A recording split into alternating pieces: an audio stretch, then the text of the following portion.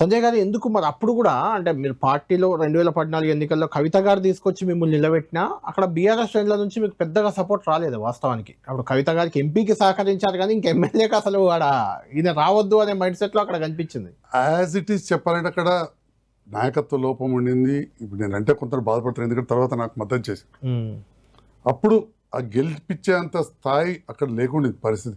ఎందుకంటే కౌన్సిలర్ అప్పుడు అదే టైంలో కౌన్సిలర్ స్థానిక సంస్థల ఎలక్షన్లు 14లో జరిగినాయి.